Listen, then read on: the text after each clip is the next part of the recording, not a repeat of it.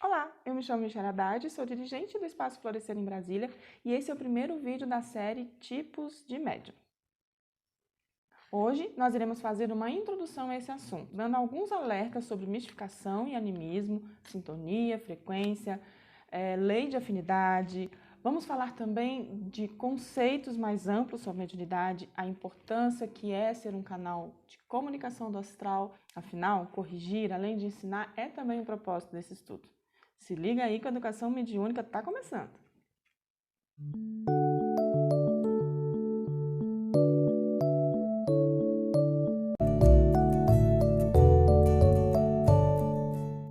Kardec, lá no Livro dos Médiuns, diz que existem em torno de 56 tipos de médium e cerca de 80 modalidades mediúnicas, fora as que foram sendo acrescentadas por outros estudiosos com o passar dos tempos. Então, gente, fica impossível falar de tudo isso num único vídeo.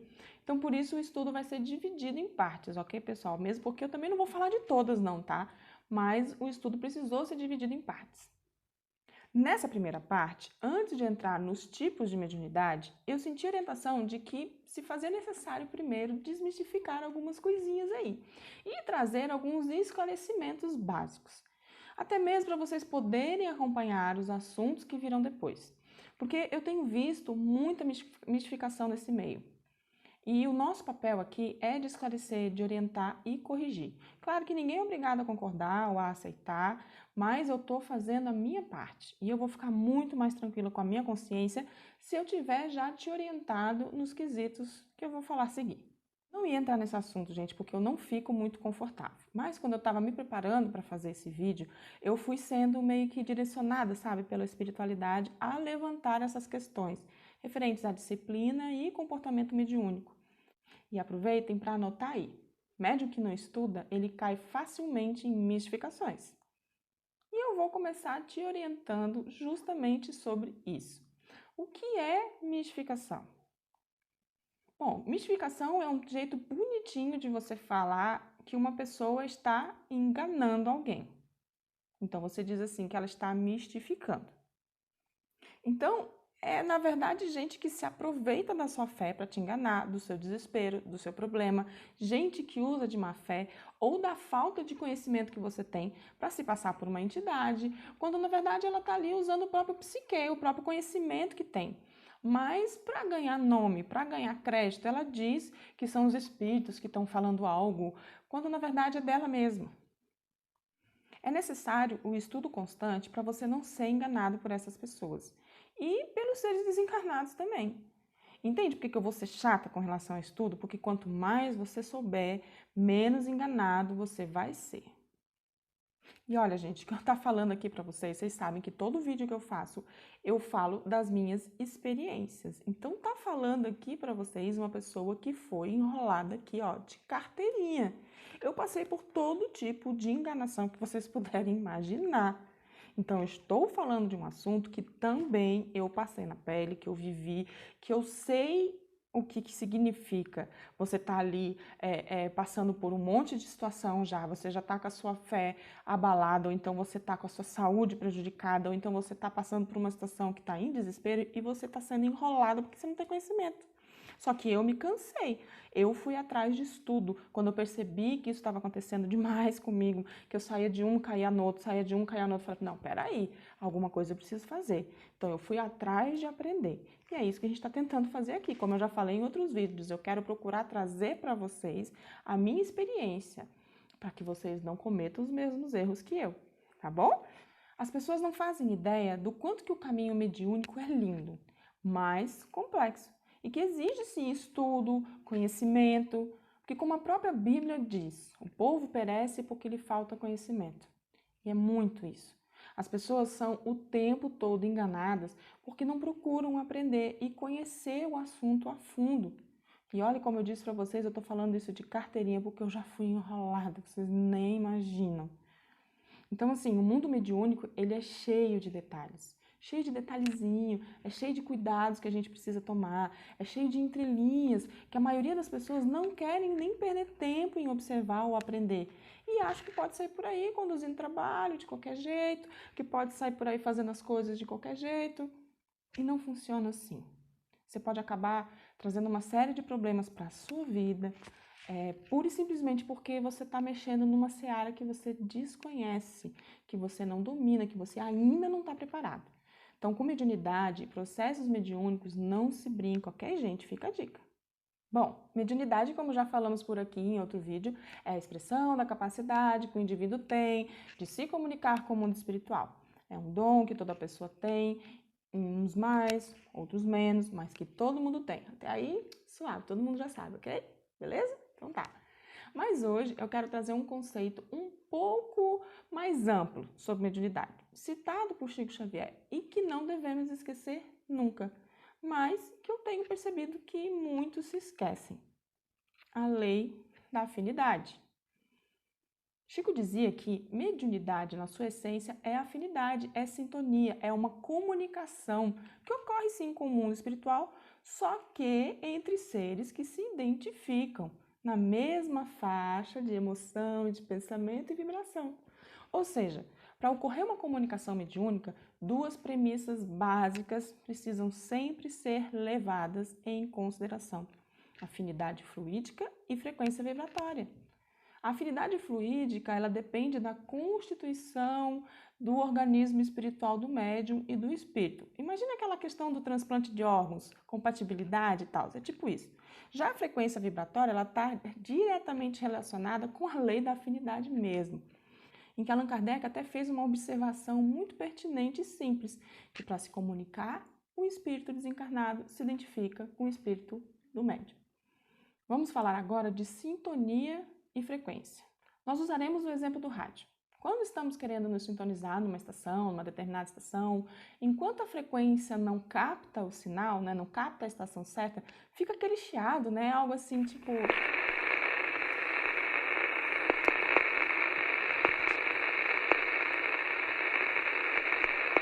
Quando finalmente a gente encontra a estação certa, a gente escuta um som claro e limpo, sem interferências, e a comunicação acontece. No percurso, a gente até pode sintonizar alguma coisa, mas vai ter ruído. Só quando estamos na frequência certa que a música toca sem chiado, entendeu? O que eu quero dizer é que para a gente se sintonizar com seres e energias elevadas, a gente precisa elevar a nossa frequência. Quando a gente fala, parece que é tão óbvio, Mas vocês percebem como que a gente não faz isso? Com a finalidade de quê? De estabelecer uma comunicação clara e limpa. Pensamentos elevados, eles resultam, então, em altas frequências, e pensamentos inferiores em baixa frequência. É através da nossa sintonia que nós elegemos as nossas companhias espirituais, através dos nossos pensamentos. Isso também parece tão óbvio, Mas é engraçado como que, na prática, parece que não rola. Por que você está falando sobre isso? O que isso tem a ver com o estudo de hoje? Bom, eu estou falando sobre isso porque nós vamos lá na frente falar sobre os tipos de mediunidade, que estão diretamente relacionados com essas trocas de informações com o plano espiritual. E é importante sim você compreender que a sua sintonia é primordial para que essa comunicação seja correta e não anímica ou mistificada, enganosa, ok? Eu tenho visto muitas pessoas caírem no engano por estarem dando ouvidos a seres de baixa vibração porque estão nessa sintonia baixa e ainda estão achando que estão falando com seres de luz. Cuidado! É o que mais se vê por aí. E aí essas pessoas, pior é isso, que essas pessoas saem conduzindo o trabalho sem o menor preparo mediúnico, sem ter estudado, sem ter uma capacidade mediúnica desenvolvida o suficiente e nem as ferramentas ainda necessárias para lidar com determinadas situações, com fenômenos ou com manifestações obsessoras, por exemplo. E aí qual é o resultado? As pessoas saem desse trabalho e ficam passando mal, chegam em casa, tem confusão, briga, acidente. Algumas depois de um trabalho ficam dias sofrendo ataques. Gente, quando alguém, depois de trabalhar numa reunião mediúnica ou de participar de um trabalho espiritual, ficar necessitando de limpeza, alguma coisa não está certa. Ou com a pessoa ou com o trabalho. Então, se liga. Ou pode ainda ser as duas coisas juntas, ao mesmo tempo. Entenda, gente, que o povo sair por aí dando PT depois do trabalho não é sinal que o trabalho foi forte, não, nem de que o trabalho foi poeta. É justamente o contrário. Médio sem estudo, sem disciplina, sem desenvolvimento, vai saber como resolver isso? Não. E médio sem estudo, sem educação mediúnica, indisciplinado, ele se torna joguete dos espíritos inferiores. Aí você imagina um trabalho que está sendo conduzido por uma pessoa que não tem estudo, Uma pessoa sem educação mediúnica nenhuma, com mais um monte de gente sem estudo, sem educação mediúnica nenhuma e sem disciplina. Puta, imagina o que isso vai dar, gente. Uma festa dos capirotos. Vamos acordar, pessoal. Se liguem, estudem. A gente vai aprofundar nesse assunto numa outra oportunidade, mas estejam atentos, eu estou falando tudo isso no amor. Não se esqueçam que a lei de afinidade ela funciona da seguinte forma: semelhante atrai semelhante, então se liga na sua sintonia. Nossa, Michelle, então você está dizendo pra gente que agora a gente tem que ser perfeita, a pessoa tem que ser perfeita. Não, mas a gente sabe que esse tipo de coisa existe, e nós também. E a gente precisa estar em constante vigilância para a gente não se tornar esses médiuns imperfeitos aí. É muito importante a gente corrigir as nossas inferioridades, olhar para elas de frente e falar, ok. E o trabalho mediúnico auxilia muito também nesse processo de evolução e de reforma íntima. É a gente ter a humildade de assumir a nossa imperfeição diante de Deus e dos homens. E de se colocar no papel de servo. Só isso. De servir de acordo com o que a espiritualidade deseja de mim. E não de acordo com o que eu quero ou o que fica mais confortável para mim. Eu não sou perfeita, gente. Se vocês vierem conviver comigo aqui, vocês vão ver os meus defeitos. Eu sou enjoada, sou brava, sou sem paciência. E eu conheço muito bem as minhas inferioridades. Eu olho para elas todos os dias e falo, aê, de boa, bora melhorar nisso aqui. Mas tem dia que eu não consigo. Paciência. Tá tudo certo. Não dei conta hoje, amanhã eu vou conseguir. E assim a gente vai. Eu sigo o barco. Não tem como uma árvore boa dar maus frutos. Pelo contrário. Então observe os frutos. Os frutos do trabalho que você está fazendo ou do trabalho que você está participando. Mas seja honesto com você.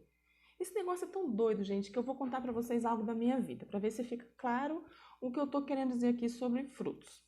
Um dos motivos de eu abandonar o meu ministério de pastora, e olha que eu amava pregar, eu amava cuidar das minhas ovelhas, mas sabe uma das coisas que começou a pegar mesmo para mim? Eu estava me transformando em algo que não era eu. E eu tive que começar a me trancafiar aqui dentro de mim mesma. As pessoas me viam como algo que eu não era, porque eu tinha que vestir toda uma roupagem. Eu tinha muita pressão em cima de mim, a igreja me cobrava muito ser exemplo. E o cristianismo em si tem essa coisa de fazer você se sentir culpada, né? Até por respirar errado. E eu comecei a me cansar de tentar ser perfeita, porque eu sabia que eu não era. E bicho enjaulado, ele não é feliz. E nessa coisa de me trancar por dentro, eu comecei a desenvolver uma depressão terrível de novo. E eu comecei a entrar num processo de escassez também terrível. Porque na realidade, eu estava numa escassez de mim. E para ajudar ainda, me era cobrado muito falar sobre prosperidade. E eu com a minha vida na merda. Pior cenário possível. Como que eu ia falar de prosperidade? Se quando eu chegava na minha casa, por exemplo, a luz estava cortada. Só que sem perceber, eu mesma estava atraindo tudo isso para mim, por conta da minha própria vibração de escassez de mim. Eu achava que eu não era digna nem merecedora de nada de bom. E aí, nada de bom vinha. Porque a culpa foi implantada em mim de uma forma tão grande que eu parei de me sentir até digna do trabalho que eu fazia.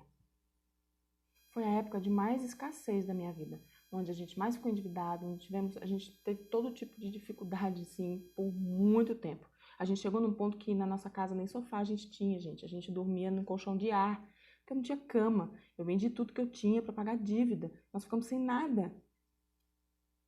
E hoje eu falo sem medo de errar que tudo isso também foi fruto de uma escassez de mim, de ser quem eu era, de tentar esconder a minha essência, de tentar ser o que eu não sou. Por isso que hoje eu sou transparente, entendeu? Porque eu entendi que Deus vai me amar do jeito todo torto que eu sou e que Ele me criou desse jeito, porque tem gente por aí que precisa exatamente desse meu jeito aqui.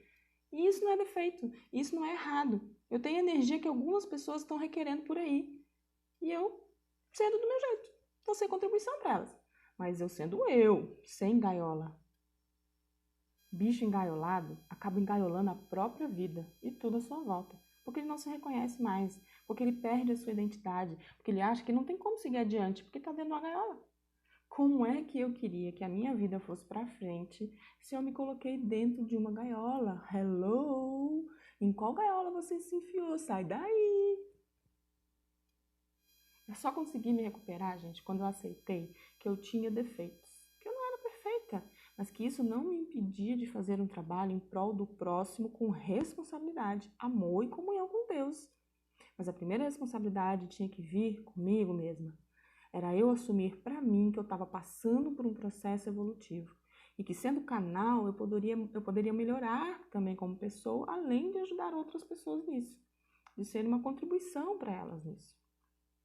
Então eu comecei a cuidar de mim, dos meus pensamentos e da minha sintonia, mudava a minha vibração e comecei a sair de indigna para digna, sim, com todos os defeitos que eu tinha, mas que estava se colocando à disposição de servir. Só quando eu saí da jaula e parei de usar a roupagem que eu usava e passei a ser eu, todas as áreas da minha vida começaram a melhorar. E a partir do momento que eu me posicionei para assumir a minha responsabilidade mediúnica, daí que tudo fluiu mesmo. Porque era para ser assim, porque esse era o meu propósito, porque era isso que eu tinha nascido para fazer, sei lá. Só que sem máscara, sem culpa, sem hipocrisia, sem cobrança. Agora, quando as portas da gaiola se abriram, eu tive medo. Porque a gente não sabe o que fazer fora dela, dá medo mesmo. Mas eu me joguei para fora. Eu me joguei para fora, com medo mesmo, eu fui. Na minha cabeça era tipo assim, pior do que tá, não fica. Simbora. E lá vou. Sabe? Foi algo meio que tipo assim, seja o que Deus quiser. E vamos embora. Mas eu fui. Chega, eu gritei, tava uma hora de dizer, tipo, chega, não dá mais. E aí, depois que eu descobri o quanto que liberdade é bom, o quanto que poder ser você mesma é bom, nunca mais eu quis me engaiolar e me colocar dentro de nenhuma caixinha por causa de ninguém, não. Eu quero compartilhar com vocês algo sobre a minha vida para variar, mais uma historinha para contar. Eu trabalhei com onças numa ONG por um período da minha vida. E foram elas que me ensinaram sobre jaulas, sobre essa lição que hoje eu estou trazendo aqui para vocês. Coincidência ou não, eu fui para lá no momento em que eu estava bastante perdida e passando por muitas coisas. Eu tinha saído de uma clínica psiquiátrica, eu estava cheia de remédios e rótulos psiquiátricos e passando por muitos processos mediúnicos, principalmente de sair fora do corpo, desdobramentos espontâneos, acordada. Eu estava toda coisada, eu me sentia presa dentro de um corpo que estava amortecido por remédios, sem liberdade de ser eu, mais uma vez. E as onças dessa ONG, elas eram levadas para lá por causa dos mais diversos motivos, mas todos relacionados ao fato de que não poderiam viver livres mais. E era muito triste você ver um animal daquele ali preso, quando ele tinha era que estar sendo onça, mas sem nem poder ser direito o que ele nasceu para ser. Hoje eu quero falar com vocês sobre um caso muito específico que me chamava muita atenção e que tem tudo a ver com o que a gente está falando hoje, que é o caso do gavião. Uma onça que adorava brincar de pega-pega, esconde-esconde. Ele era um bebezão, uma coisa mais fofa, coisa mais querida, meu Deus, um amorzinho mesmo. O gavião tinha sido submetido a todo tipo de maus tratos que vocês puderem imaginar. Desde ter suas presas cortadas, suas garras arrancadas, até ter sido mantido numa corrente a vida toda. E por causa disso, ele simplesmente deixou de acreditar que era onça. E se comportava como um bichinho de estimação, como um gatinho. E o nosso objetivo lá, enquanto voluntários, no enriquecimento ambiental deles, era justamente despertar neles novamente o instinto de onça. Era fazer eles se lembrarem que eles eram onça. Igual eu, que estava precisando me lembrar de quem eu era. Eu me reconhecia em cada uma delas. Porque ali dentro daqueles recintos, elas esqueciam quem eram. Elas esqueciam que força que tinham. Elas esqueciam do poder letal que possuíam. Elas desaprenderam a caçar, a lutar pela sobrevivência e ficavam ali, esperando todo dia a comida cair para elas. Elas se acostumaram que não podiam passar daquelas grades. E algumas sucumbiram e perderam, sim, totalmente a sua identidade como gavião. Mas ele era onça. Isso não mudava o fato de que ele era onça. E foi com elas que eu entendi que eu era o que eu era. Eu também era onça. Eu também era forte. Eu também metia medo em muita gente. Eu também tinha uma potência incrível. Eu também era feroz. E que tudo bem, era quem eu era. E que negando a minha essência, eu negava a mim mesmo. Negando a minha mediunidade, eu negava a mim mesmo. Negar os dons que eu tinha me faziam negar a mim mesma. Negar a mãe que eu tive, a minha origem, fazia eu negar quem eu era. E eu estava perdendo a minha identidade. Você sabe quem é você? Você se reconhece hoje? Ou você vestiu uma roupagem, uma armadura para agradar todo mundo ou para se proteger e se colocou num recinto cheio de grades? Quem é você? De verdade. Então, seja você. Você vai ver que quando sair das grades, as coisas vão fluir. Não perca mais a sua identidade nas grades do preconceito ou da rede manipuladora dos obsessores ou de pessoas que querem te desacreditar, te invalidar. Sai da gaiola. Fora dela é incrível. Sai da gaiola da tua mente. Ela está sendo a tua maior prisão. O que sua mente tem transmitido? Tem emitido de sinal. Encerro aqui com essa perguntinha para te fazer pensar. Quem você é? Você sabe? A gente continua esse estudo no próximo vídeo.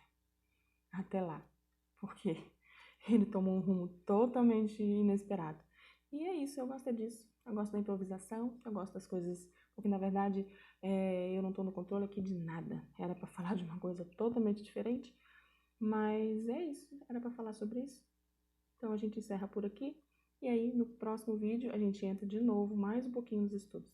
Reflita hoje sobre tudo que a gente conversou, sobre tudo que você viu aqui, sobre o tipo de médium que você quer ser, se você quer continuar sendo um médium imperfeito, se você está sendo, se você se reconheceu, ou que tipo de pessoa você está sendo agora, que você não quer mais ser. Você não precisa continuar sendo este ser dentro de uma jaula. Você não precisa continuar nessa grade. Sai dela, sai da grade. Tem um mundo enorme lá fora. E sai da grade da preguiça de estudar também.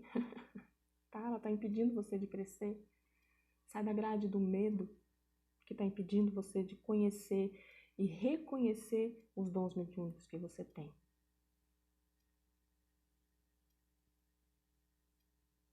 No próximo estudo, a gente vai conversar sobre muitas outras coisas.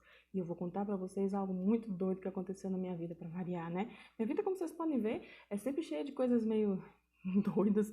Por isso que eu acho que eu não sou muito normal. Não tem como eu dizer que eu sou um ser humano normal, gente. Isso aí acho que nunca vai acontecer. Porque o tanto de coisa que aconteceu na minha vida é impossível. Mas que bom que eu não sou normal, porque eu acho que o chato é ser normal. Tá bom, pessoal? Eu espero que vocês se identifiquem com esse estudo de hoje, que vocês tenham entendido que tudo que a gente fala aqui é no amor. E eu espero encontrar vocês no próximo vídeo, que, como eu falei, vai ter um assunto muito doido relacionado a uns dos fenômenos aí que aconteciam com a gente, porque com a gente, que eu digo comigo, né, na minha infância, porque a gente vai estar entrando nesse estudo, falando sobre os tipos, sim, de mediunidades, e a gente vai falar sobre os médiuns de efeitos físicos, mediunidade de efeitos físicos. E aí entra toda uma historinha que eu vou contar pra você. Você não pode perder. Um beijo grande. E se você curtiu esse vídeo, não esquece, compartilha, clica aí no sininho, segue a gente, manda para todo mundo que você acha que também está precisando ouvir. E é nóis. A gente se vê na próxima semana. Fiquem com Deus.